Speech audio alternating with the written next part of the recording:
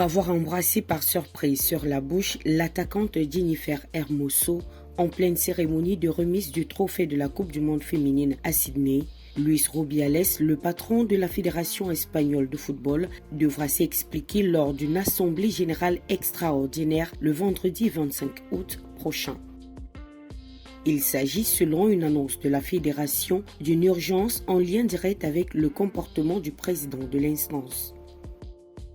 Le communiqué indique également que la Fédération a ouvert des procédures internes concernant les questions d'intégrité. Notons que depuis cet incident, des voix ne cessent de s'élever pour dénoncer le machinisme dont a fait preuve Luis Rubiales. Comme excuse, le président de la Fédération espagnole de football a brandi l'euphorie de la victoire. Hay un hecho que tengo que lamentar y es todo lo que ha ocurrido entre una jugadora y yo, con una magnífica relación entre ambos, al igual que con otras, y donde seguramente me he equivocado, lo tengo que reconocer, porque en un momento de máxima efusividad, sin ninguna mala intención, sin ninguna mala fe, ocurrió lo que ocurrió, yo creo que de manera muy espontánea. Sí que estoy apenado porque ante el mayor éxito de nuestra historia en el fútbol femenino y uno de los mayores en general, ¿no? Ya es la segunda Copa del Mundo que conseguimos, esto haya empañado en cierto modo la celebración.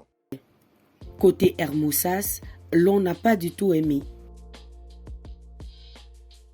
Plusieurs sites d'information espagnols rapportent d'ailleurs que Luis Rubiales aurait supplié l'ancienne joueuse du Barça d'apparaître à ses côtés lors du tournage de la vidéo d'excuses à l'aéroport de Doha pendant l'escale retour. Mais ces dernières auraient refusé parce que toujours en colère. Plusieurs femmes et hommes politiques sont eux aussi montés au créneau pour dénoncer ce geste dégradant du président de la Fédération espagnole de football. Yolanda Díaz, vice-présidente du gouvernement espagnol et fondatrice du parti de gauche Sumar, a annoncé mardi soir la saisie du Conseil supérieur des sports pour infraction grave et pour que le machisme ne reste pas impuni. De son côté, le premier ministre espagnol Pedro Sánchez ne lâche pas prise. Ce dernier a publiquement critiqué le geste inacceptable et les excuses insuffisantes et inappropriées du dirigeant. D'autres ministres sont allés plus loin en demandant publiquement sa démission et le gouvernement espagnol, par le biais de son ministère de la Justice, pourrait porter l'affaire devant le tribunal administratif du sport.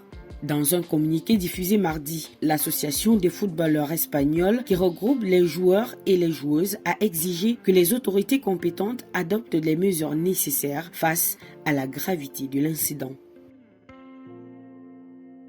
Pour le moment, seules les conclusions de l'Assemblée générale extraordinaire de vendredi prochain pourront situer sur le départ ou non de Luis Rubiales à la tête de la Fédération espagnole de football. Selon certaines indiscrétions, cette réunion très attendue est une occasion de lui permettre de s'expliquer, mais aussi de demander officiellement le soutien des dirigeants des fédérations régionales.